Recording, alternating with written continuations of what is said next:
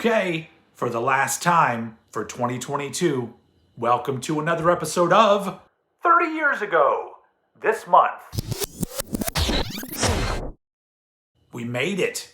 We've done an entire year of celebrating all the cool shit that turned 30 this year, 2022, which means the shit from 1992, in case this is the first episode you're seeing of this. But if it is, don't worry, there's more to come for 1993. But we have to wrap up this year first. We've spent each month talking about the newsworthy items from 30 years ago, the music and movie charts, the popular shit happening at the time, and also the albums that were released 30 years ago. And so let's go ahead and jump into the month of December.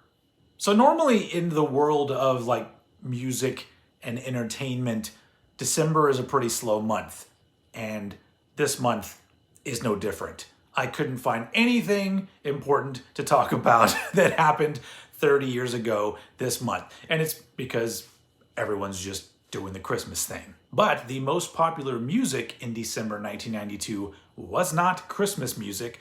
For the first week of December 1992, the number one album in America was The Predator by Ice Cube. Great album, classic hip-hop album, but it was only able to hold on to the top spot for 1 week. For the rest of the month of December and the rest of 1992, the number one album in America was The Bodyguard soundtrack. And obviously this was due to the massive success of the number one single in America for all of December, I Will Always Love You by Whitney Houston. There was absolutely no competing with that song at that point, so it remained at the top spot, closing out 1992. In theaters, for the first week of December, the number one movie in America was Home Alone 2: Lost in New York, which I believe was also number one for a couple weeks in November. It had a pretty good run, but it couldn't last because the last 3 weeks of December and the last 3 weeks of 1992, the number one movie in America was A Few Good Men, starring Tom Cruise and Jack Nicholson and Demi Moore. I think fucking Kevin Bacon is in it. There's a lot of people in it, and it's pretty damn good movie. I remember I saw that movie in the theater. They did these things. I mean, maybe they still do them now, but I don't ever go to the fucking movies. But I remember in the early 90s, occasionally they would have these things where for one night, you pay one price and you get a double feature of two brand new movies. And me and one of my friends went to go see a double feature of Groundhog Day and A Few Good Men. And it's a really entertaining, well done movie. Anybody out there seen this one? Anybody remember this one? You want answers? I think I'm entitled to. You want answers? I want the truth! You can't handle the truth!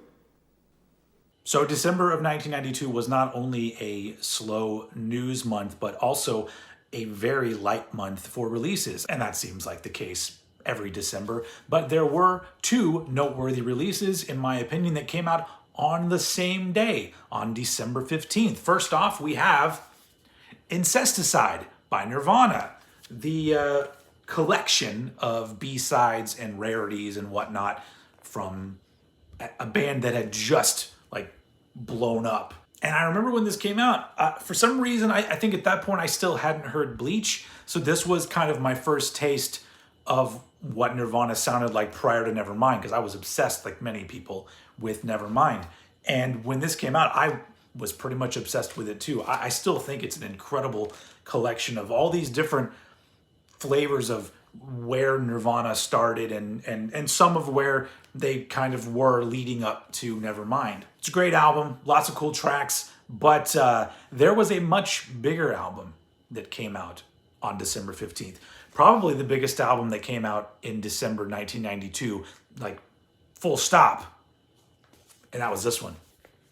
The Chronic from Dr. Dre, the very first solo album by Dr. Dre on his new Death Row Records label that he had started with his friend Suge. You know, nice guy, right?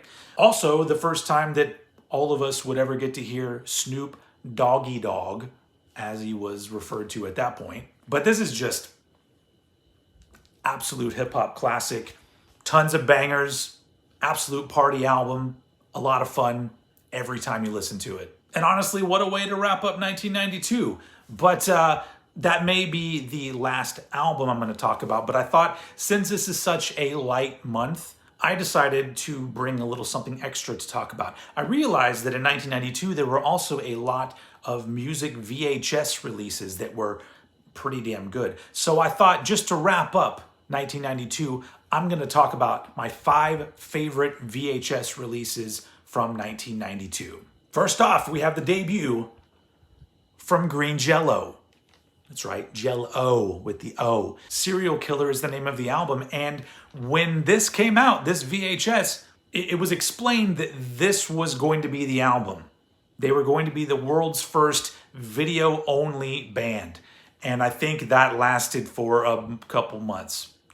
And then they released the Serial Killer soundtrack on CD for everybody to buy. But I was so into this when it came out. It's almost like a sillier Gwar. Lots of costumes, lots of gross out humor, and just goofiness. I don't think the band ever topped this, really, but how do you? It's kind of lightning in a bottle with something like this. And honestly, I would rather watch the video version than listen to the CD. Also, this obviously, it doesn't exist in this form anymore because now they're Green Jello with a Y, but apparently it's still pronounced Green Jello. And I think that they removed all like the actual serial references from the Serial Killer song.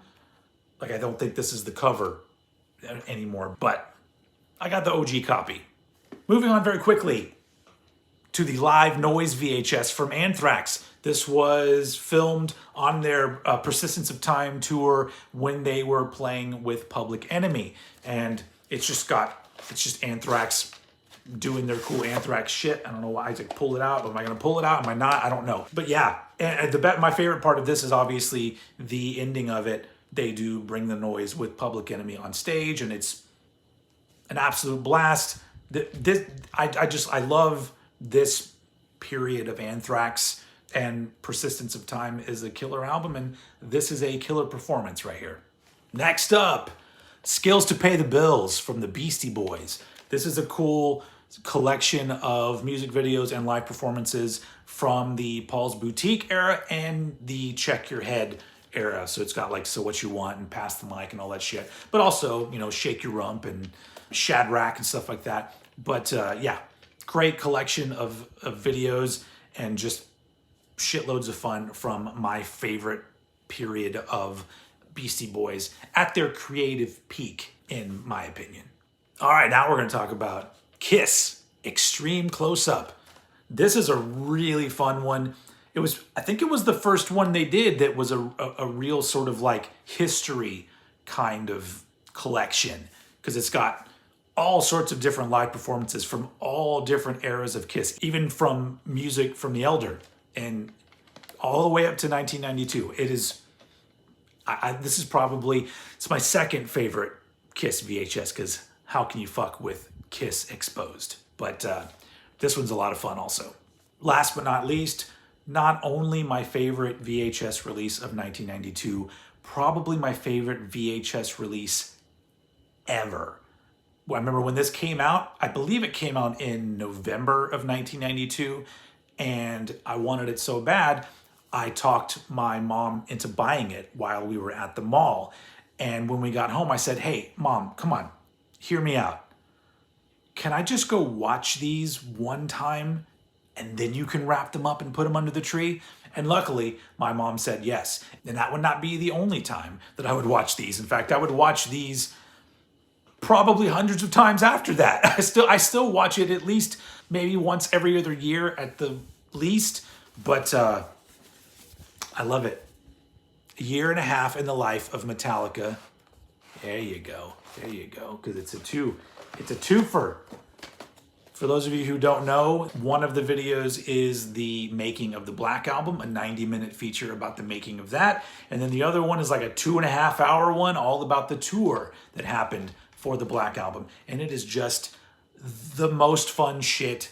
And It also just reminds me of when I got really into Metallica, and after watching this collection of fun shit, I realized that not only did I love their music, but I just wanted to hang out with these dudes, and that has not changed. So my favorite VHS releases of 1992, a year and a half in the life of Metallica. That was fun. Some cool VHS memories. I think when I get into 1993, I'm going to try to be a little more on top of talking about the VHS releases of each month when there is one, because I have a feeling there's quite a few for 1993. But we're going to get there next month, because yes, I'm going to continue 30 years ago this month, next month, for another year, talking about all the cool shit from 1993. But before I let you go, an added bonus, an added treat for all of you out there. This has been an entire year of me talking about my memories of the music and stuff of that particular time. So I thought it would only be appropriate to leave you with a picture of me from my freshman year of high school in 1992. First off, I know the hair, not really a great idea, but I remember in my not yet fully formed brain, I thought to myself, I want my hair a little longer in the back, but it keeps getting in my face. So I'm just gonna cut the front short. And to me, it was like a novel idea. I had never even heard the word mullet before, but by the next year I came to my senses, and unfortunately I decided to cut it all one length a little bit too early. But you guys are gonna have to wait till next year to see that photograph. Anyway, all right, that's it for this episode and this year of 30 years ago this month. Thank you very much for joining me. Like I said, next month in January, I'll be back talking about all the cool shit that happened in January 1993. But for now, have a great rest of your year. I'll see you next year.